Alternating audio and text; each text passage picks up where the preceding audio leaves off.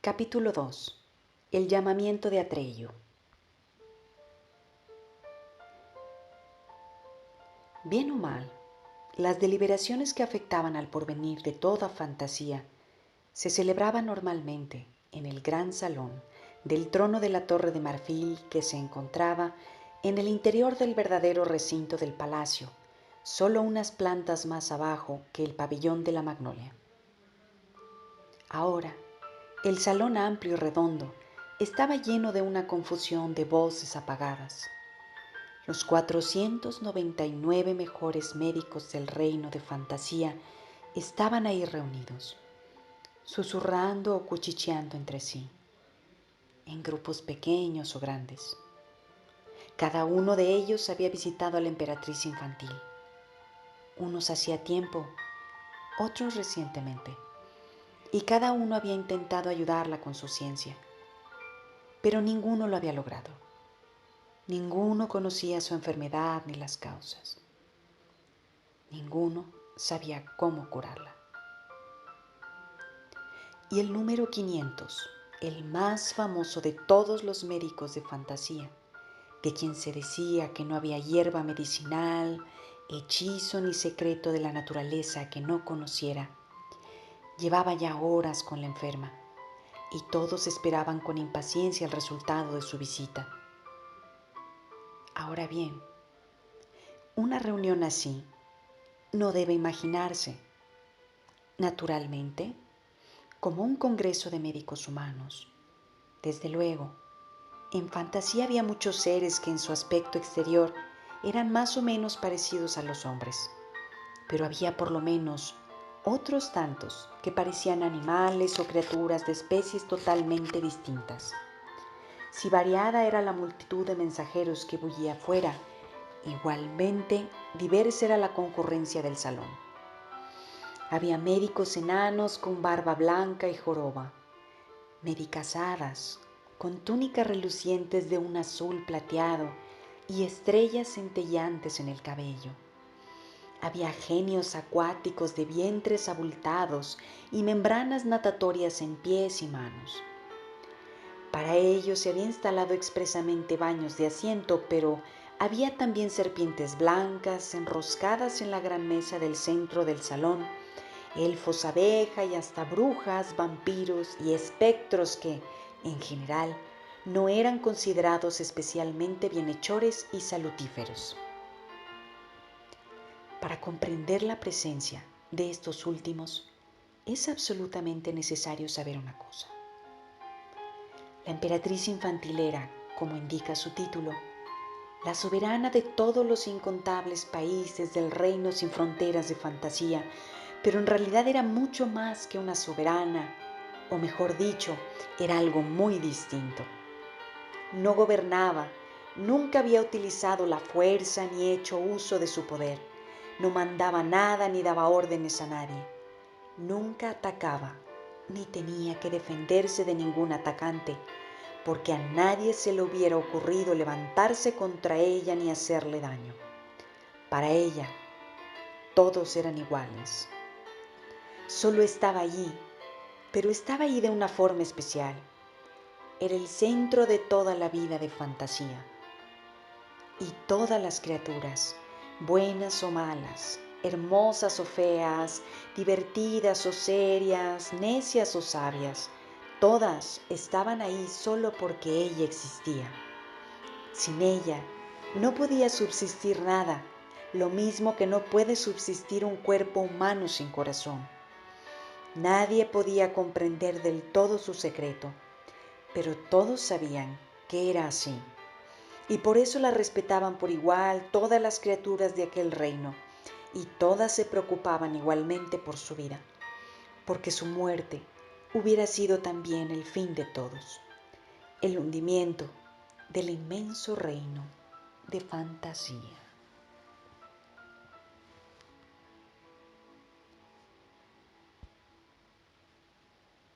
Los pensamientos de Bastián vagaban. En su recuerdo, vio de pronto otra vez el largo pasillo de la clínica en que había operado a mamá. Él se había quedado sentado, esperando muchas horas con su padre delante de la sala de operaciones. Cuando su padre había preguntado luego cómo estaba mamá, había recibido solo respuestas evasivas. Nadie parecía saber exactamente cómo estaba. Por fin había venido un hombre calvo de bata blanca que parecía cansado y triste. Les había dicho que todos los esfuerzos habían sido inútiles y que lo sentía mucho. Les había dado a los dos la mano y había murmurado: mi sentido pésame. Después, todo había cambiado entre su padre y Bastián.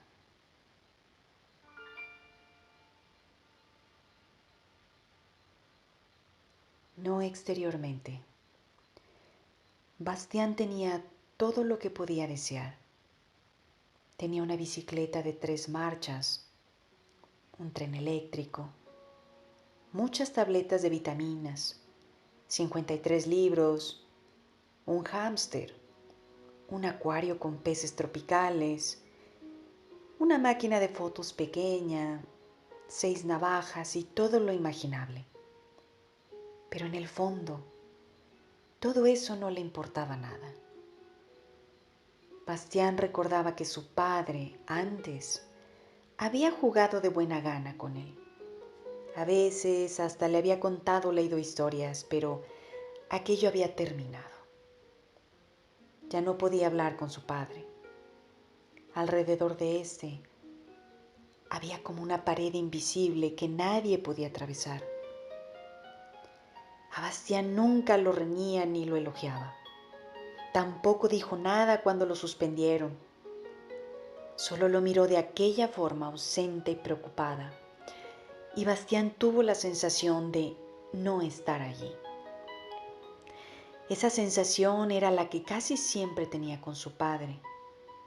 Cuando por la noche se sentaban juntos delante de la televisión, Bastián se daba cuenta de que su padre no la miraba, sino que estaba lejos, muy lejos con el pensamiento, donde él no podía alcanzarlo. O algunas veces, cuando los dos tenían un libro, Bastián se daba cuenta de que su padre no leía porque durante horas contemplaba la misma página sin pasarla. Bastián comprendía que su padre estaba triste. También él había llorado entonces muchas noches, tanto que a veces tenía que vomitar a causa de los sollozos. Pero aquello había pasado poco a poco, y después de todo, él estaba allí. ¿Por qué no hablaba su padre con él? ¿Por qué no hablaba de mamá, de cosas importantes y no solamente de lo imprescindible?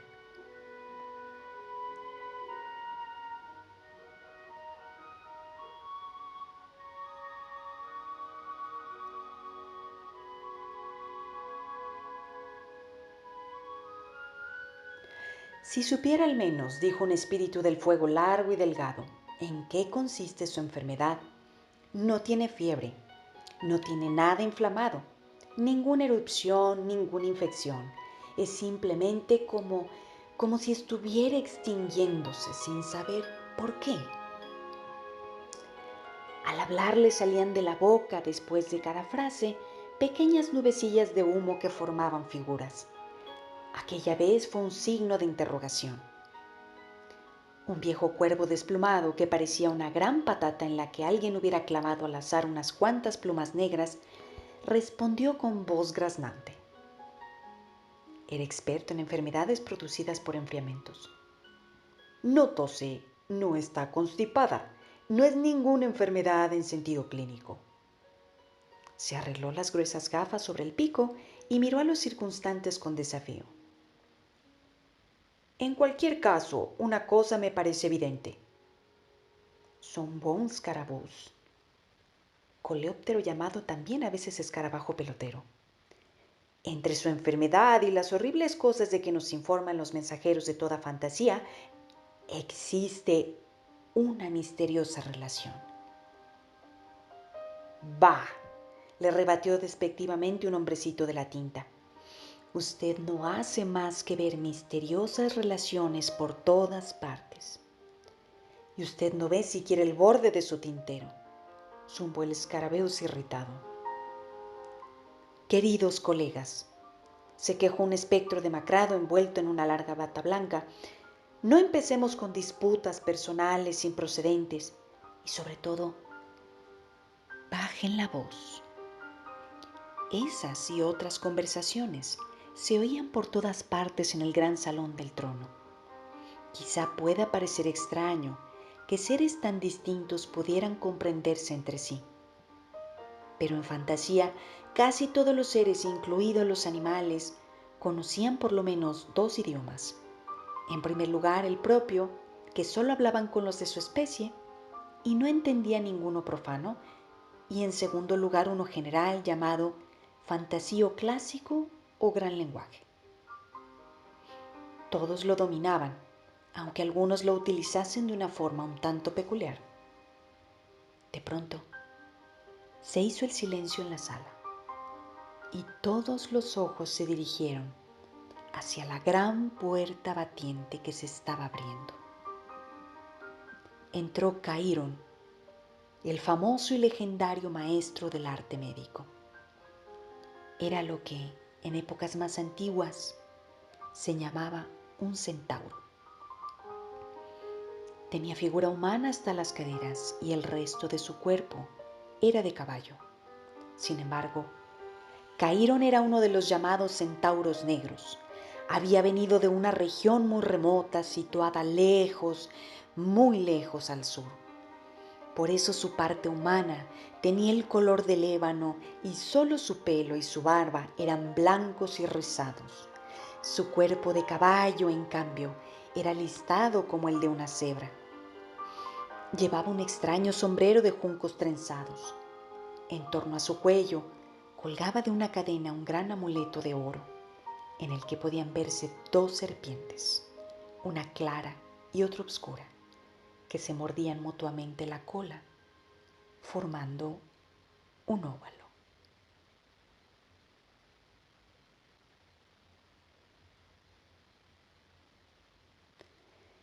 Bastián se interrumpió sorprendido. Cerró el libro, no sin poner previsoramente un dedo entre sus páginas, y miró otra vez con más atención la cubierta. Allí estaban las 2 serpientes que se mordían las colas formando un óvalo. ¿Qué podría significar aquel extraño signo?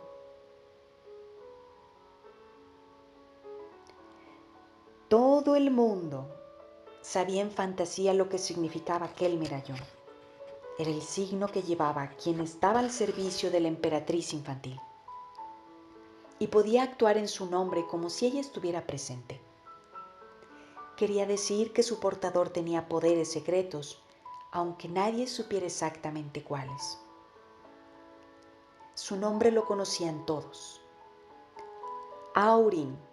Sin embargo, muchos no se atrevían a pronunciar ese nombre y lo llamaban la alhaja, o también el pentáculo, o simplemente el esplendor.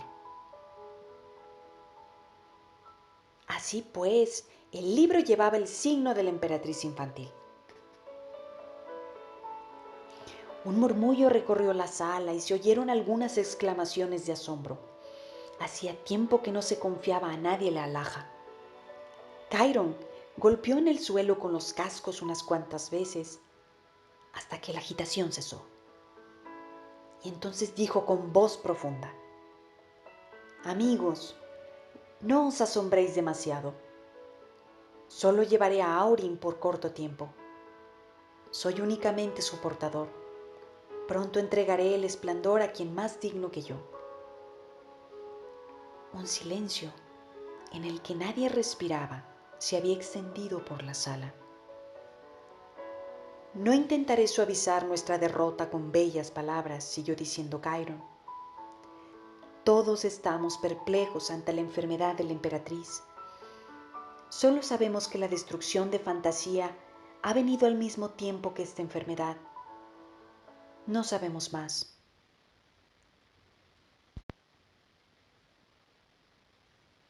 Ni siquiera si el arte médico puede salvarla. No sabemos más, pero es posible, y confío en no ofender a nadie si hablo francamente. Es posible que nosotros, los que estamos aquí reunidos, no reunamos todos los conocimientos ni toda la sabiduría. Incluso tengo la última y única esperanza de que en alguna parte de este reino sin fronteras de fantasía exista un ser más sabio que nosotros, capaz de prestarnos consejo y ayuda. Por eso es más que incierto. Donde quiera que pueda estar la posibilidad de salvación, una cosa es segura. Su búsqueda requiere un explorador capaz de encontrar su camino en lo intransitable y de no retroceder ante ningún peligro ni ninguna fuerza. En una palabra, un héroe. Y la emperatriz infantil me ha dicho el nombre de ese héroe, al que confía su destino y el nuestro. Se llama Atreyu y vive en el mar de hierba, detrás de los montes de plata. Yo le entregaré a Aurin y lo enviaré a la gran búsqueda. Y ahora ya lo sabéis todo.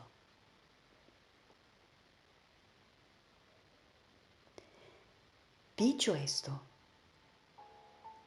el viejo centauro salió ruidosamente de la sala. Los que se quedaron se miraron unos a otros confusamente. ¿Cómo se llamaba ese héroe?, preguntó uno. Atreyu o algo parecido, dijo otro.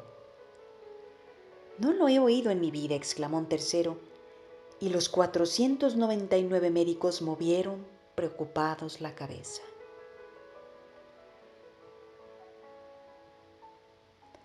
El reloj de la torre dio a las 10. Bastián se asombró de lo deprisa que había pasado el tiempo. Durante las clases cada hora le parecía normalmente una eternidad.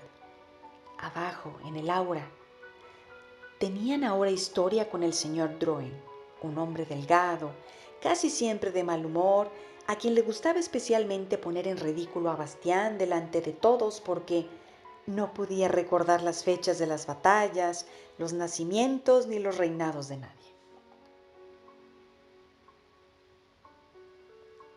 El mar de hierba, situado tras los montes de plata, estaba a muchísimos días de camino de la Torre de Marfil. Se trataba de una pradera que realmente era tan ancha y tan grande y tan plana como el mar. Una hierba jugosa crecía en ella hasta la altura de un hombre, y cuando el viento la acariciaba, las olas la recorrían como si fuera el océano y murmuraba lo mismo que el agua. El pueblo que vivía ahí se llamaba los hombres de hierba, o también los pieles verdes. Tenían el pelo de color negro azulado e incluso los hombres lo llevaban largo y a menudo en trenzas, y su piel era de un color verde oscuro que tiraba un poco a castaño como el de las aceitunas. Llevaban una vida sumamente sobria, severa y dura, y sus hijos, tanto los chicos como las chicas, eran educados en el valor, la nobleza y el orgullo. Tenían que aprender a soportar el calor, el frío y las privaciones y poner a prueba su arrojo. Esto era necesario porque los pieles verdes eran un pueblo de cazadores. Todo lo que necesitaban para la vida lo fabricaban con la hierba dura y fibrosa de las praderas o lo sacaban de los búfalos purpúreos que en enormes rebaños recorrían el mar de hierba. Aquellos búfalos purpúreos eran casi 2 veces mayores que toros o vacas corrientes. Tenían una piel de pelo largo, brillo sedoso y color rojo púrpura, y unos cuernos formidables, de puntas duras y afiladas como puñales. En general, eran pacíficos, pero cuando husmeaban en peligro se sentían atacados. podían ser terribles como una fuerza de la naturaleza. Nadie se hubiera atrevido a cazar aquellos animales, salvo los pieles verdes, que además lo hacían solo con arcos y flechas. Preferían la lucha caballeresca y por eso ocurría a menudo que no era el animal sino el cazador quien perdía la vida. Los pieles verdes querían y respetaban a los búfalos purpúreos y creían que únicamente tenían derecho a matarlos porque estaban dispuestos a ser matados por ellos. La noticia de la enfermedad de la emperatriz infantil y de la fatalidad que amenazaba toda fantasía no había llegado aún a aquellas tierras. Hacía ya mucho tiempo que ningún viajero llegaba a los campamentos de los pieles verdes. La hierba crecía más jugosa que nunca. Los días eran claros y las noches estrelladas. Todo parecía ir bien. Pero un día apareció en el campamento un viejo centauro negro de pelo blanco. Su piel chorreaba de sudor, parecía mortalmente exhausto y su rostro barbudo estaba consumido y demacrado. En la cabeza llevaba un extraño sombrero de juncos tejidos y al cuello una cadena que le colgaba un gran amuleto. Era Chiron. Se quedó de pie en medio del espacio despejado que rodeaban las tiendas del campamento, en círculos cada vez más anchos, ahí donde los ancianos se reunían para el consejo o en los días de fiesta se bailaban bailes y se cantaban viejas canciones. Esperó y miró a su alrededor, pero a su alrededor solo se apretaban mujeres y hombres muy viejos y niños muy pequeños que lo miraban curiosos. Impaciente, golpeó el suelo con los cascos. ¿Dónde están los cazadores y cazadoras?, resopló, quitándose el sombrero y secándose la frente. Una mujer de pelo blanco con un bebé en los brazos respondió: todos han ido de caza, no volverán hasta dentro de 3 o 4 días. ¿Está Atreyu con ellos?, preguntó el centauro. Sí, extranjero, ¿pero de qué lo conoces? No lo conozco, id a buscarlo. Extranjero, respondió un anciano con muletas, difícilmente vendrá porque hoy es su casa. Comienza la puesta de sol. ¿Sabes lo que significa? Chiron sacudió sus crines y piafó. No lo sé, y tampoco importa, porque tiene algo más importante que hacer. Ya conocéis el signo que llevo, por lo tanto, id a buscarlo. Vemos la alhaja, dijo una niña, y sabemos que te envía la emperatriz infantil. Pero, ¿quién eres tú?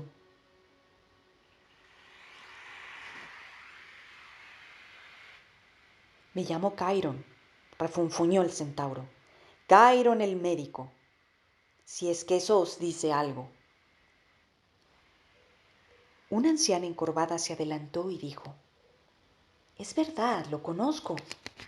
Lo vi una vez cuando todavía era yo joven.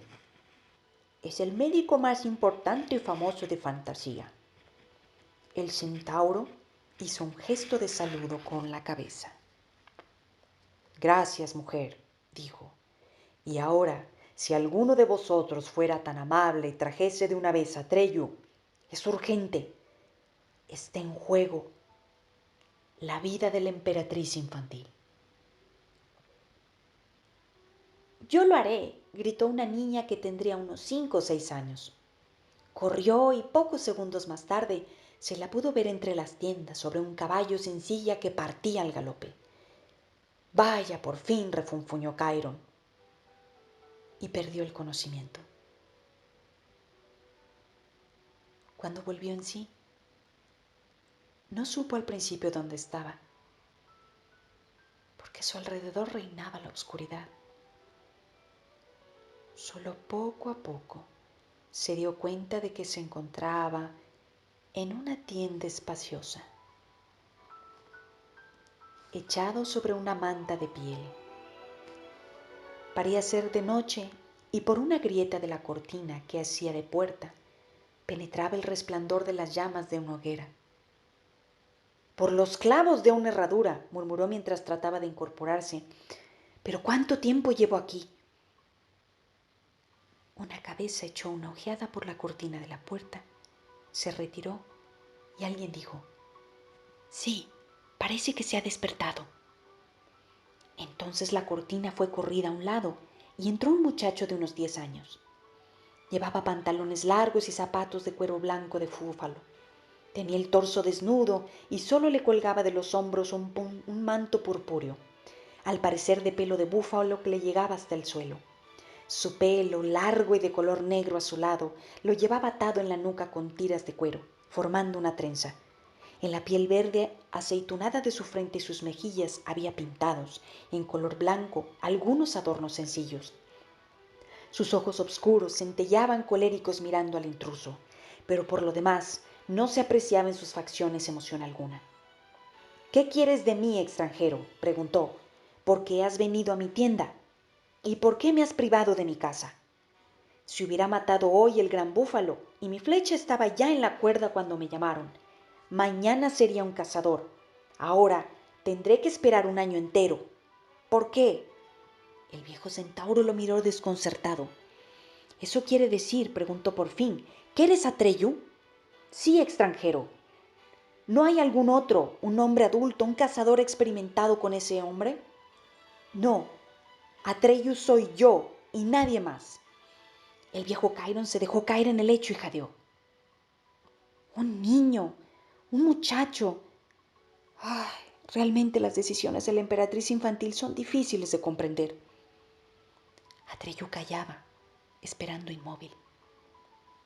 Perdóname, Atreyu, dijo Chiron, que solo con dificultad podía dominar su agitación. No tenía la intención de ofenderte, tan solo es que ha sido una sorpresa demasiado grande. A decir verdad, estoy desesperado. Me pregunto seriamente si la emperatriz infantil sabía de veras lo que hacía al elegir a un niño como tú. Evidentemente es una locura, y si lo hizo de forma deliberada, entonces, sacudió con violencia la cabeza y balbuceó. No, no, si yo hubiera sabido a quién me enviaba, me hubiera negado simplemente a transmitir su encargo. Me hubiera negado. ¿Qué encargo?, preguntó Atreyu. Es una monstruosidad, exclamó Chiron, dejándose llevar por la cólera. Cumplir esa misión hubiera sido probablemente algo imposible para los héroes más grandes y aguerridos, pero para ti. Ella te envía a lo desconocido, a buscar algo que nadie conoce. Nadie puede ayudarte, nadie puede darte consejos y nadie puede predecir lo que te guarda. Y sin embargo, tienes que decidir enseguida, ahora mismo, sobre la marcha, si aceptas o no esa misión. No hay momento que perder. He galopado casi sin pausa 10 días con sus noches para encontrarte, pero ahora casi quisiera no haber venido. Soy muy viejo y estoy al cabo de mis fuerzas. Dame un trago de agua, por favor. Atreyu trajo un jarro de agua fresca de la fuente. El centauro bebió a grandes sorbos. Luego se enjuagó la barba y dijo, un poco más tranquilo, gracias, qué bien me hace. Ahora me siento mejor. Escucha, Atreyu. No necesitas aceptar este encargo. La emperatriz infantil lo dejó a tu elección. No te lo ordena. Yo se lo explicaré y ella encontrará otro. No debía de saber que eres un muchacho. Se habrá confundido con otro. Esa es la única explicación. ¿En qué consiste la misión?, quiso saber Atreyu. En encontrar el remedio para la emperatriz infantil, respondió el viejo centauro, y salvar a Fantasía. ¿La emperatriz está enferma?, preguntó asombrado Atreyu. Respondió el viejo centauro. Comenzó a contar lo que le pasaba a la emperatriz infantil y lo que habían relatado los mensajeros de toda Fantasía. Atreyu siguió haciendo preguntas y el centauro las contestó lo mejor que pudo. Fue una larga conversación nocturna, y cuanto mejor comprendía Atreyu todo el alcance de la fatalidad que había caído sobre Fantasía, tanto más claramente se dibujaba en su rostro al principio tan reservado, la más franca consternación. Y yo, murmuró finalmente con labios pálidos, que no sabía nada de todo eso. Chiron miró al muchacho por debajo de sus espesas y blancas cejas de una forma seria y preocupada. Ahora ya sabes cómo están las cosas y quizás comprendas por qué perdí la serenidad al verte. Y sin embargo, la emperatriz infantil pronunció tu nombre. Ve y busca a Trello, dijo. Pongo en él toda mi confianza. Pregúntale si quiere emprender la gran búsqueda por mí y por fantasía. No sé por qué te eligió a ti. Quizás solo un muchacho como tú pueda realizar esa tarea tan imposible. No lo sé y no puedo aconsejarte. Atreyu se quedó sentado con la cabeza baja y en silencio. Comprendía que se le presentaba una prueba que era muchísimo más importante que su caza. Hasta para los mayores cazadores y los mejores exploradores hubiera sido difícil de superar, pero para él resultaba excesiva. ¿Qué? Le preguntó en voz baja el centauro. ¿Quieres hacerlo? Atreyu levantó la cabeza y lo miró de frente. Sí quiero, dijo con firmeza. Chiron asintió despacio y luego se quitó del cuello la cadena con el amuleto de oro y se la puso a Atreyu. Que Aurin te dé el gran poder, dijo solemnemente. Pero no lo utilices, porque tampoco la emperatriz infantil usa nunca de su propio poder. Aurin te protegerá y guiará, pero tú no deberás intervenir, porque tu propia opinión no cuenta a partir de ahora. Por eso, debes ir sin armas. Debes dejar que ocurra lo que tenga que ocurrir. Todo debe ser igual para ti. Mal y bien, belleza y fealdad, necedad y sabiduría. Lo mismo que es igual para la emperatriz infantil. Solo debes buscar y preguntar, pero nunca juzgar por ti mismo. No lo olvides jamás, Atreyu. Aurin, repitió Atreyu con respeto, me haré digno de llevar la alhaja. ¿Cuándo debo de partir? Ahora mismo, respondió Chiron. Nadie sabe cuánto durará tu gran búsqueda. Es posible que cada hora importe. Despídete de tus padres y hermanos. No tengo, replicó Atreyu.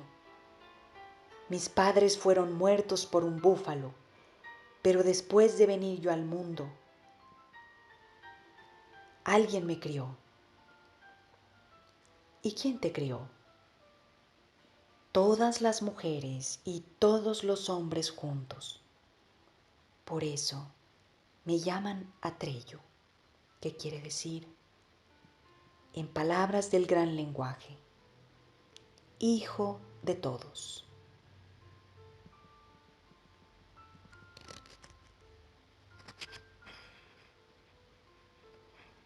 Nadie podía comprender mejor que Bastián lo que eso significaba. Aunque su padre viviera aún, y aunque Atreyu no tuviera padre ni madre, sin embargo, Atreyu había sido educado por todos los hombres y mujeres juntos y era el hijo de todos, mientras que él, Bastián, en el fondo no tenía a nadie. Era un hijo de nadie, a pesar de todo. Bastián se alegraba de que de esa forma tuviera algo en común con Atreyu, que por lo demás no se parecía en nada a él, por desgracia. ni en su arrojo y decisión, ni en su aspecto físico. Y sin embargo, también él, Bastián, había emprendido una gran búsqueda que no sabía dónde lo conduciría ni cómo terminaría.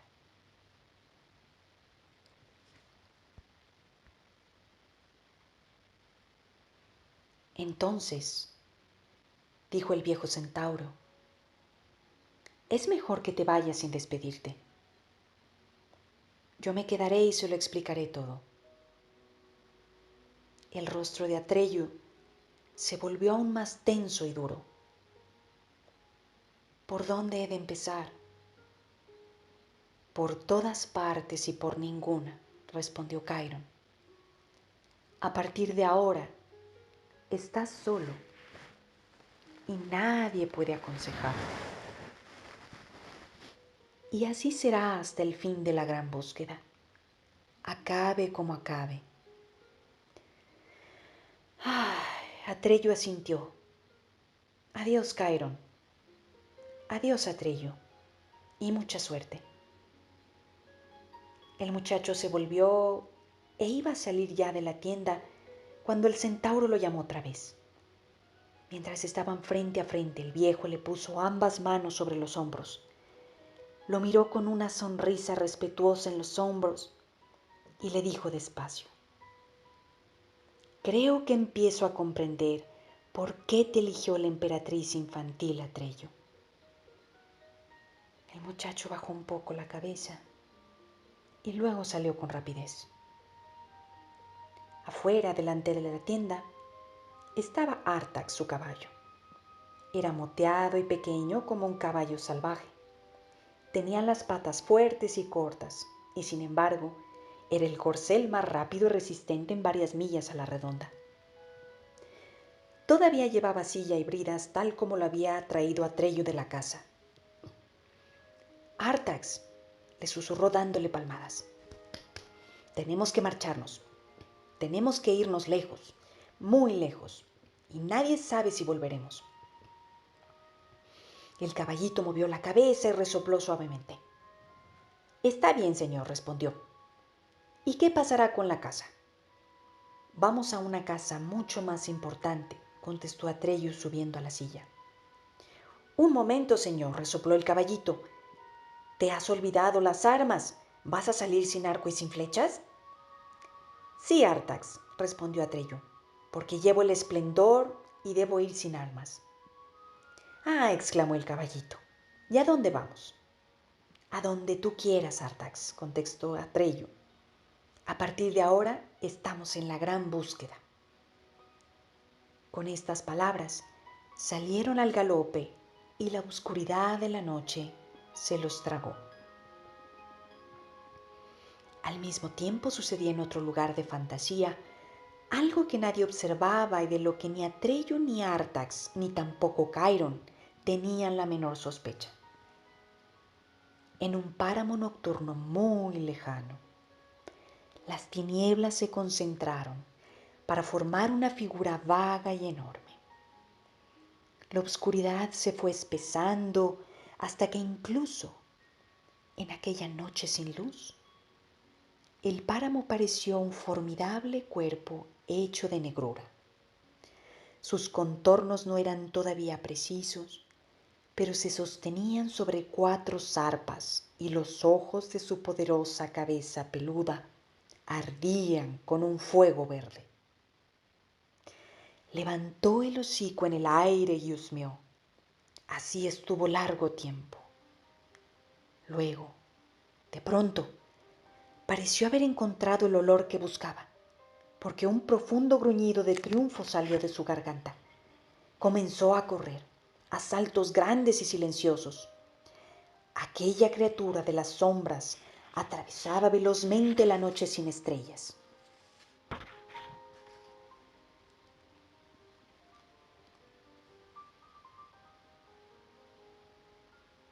El reloj de la torre dio las 11.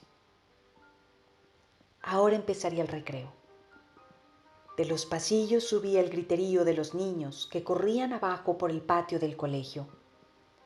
A Bastián, que seguía sentado en cuclillas en las colchonetas de gimnasia, se le habían dormido las piernas. Al fin y al cabo, no era un indio. Se puso en pie, sacó el bocadillo del colegio y una manzana de la cartera y comenzó a andar arriba y abajo por el desván. Sentía un hormigueo en los pies que lentamente se le despertaron. Entonces se subió al potro de gimnasia y se sentó sobre él a horcajadas. Se imaginó que él era Trello, galopando en la noche sobre Artax. Se inclinó sobre el cuello de su caballito. ¡Hala! Gritó. ¡Galopa Artax! ¡Hala! ¡Hala! Luego se asustó. Era una imprudencia muy grande gritar tanto. ¿Y si alguien lo había oído? Esperó un rato, escuchando. Pero solo llegó hasta él el griterío de muchas voces en el patio del colegio. Un poco avergonzado, se bajó otra vez del potro. Realmente se estaba comportando como un niño pequeño. Desenvolvió el bocadillo y frotó la manzana contra su pantalón. Sin embargo, antes de morderla se detuvo un segundo. No, se dijo a sí mismo en voz alta.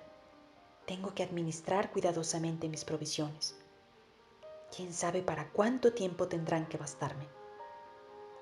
Con el corazón oprimido, envolvió otra vez el bocadillo y lo metió de nuevo en la cartera, juntamente con la manzana.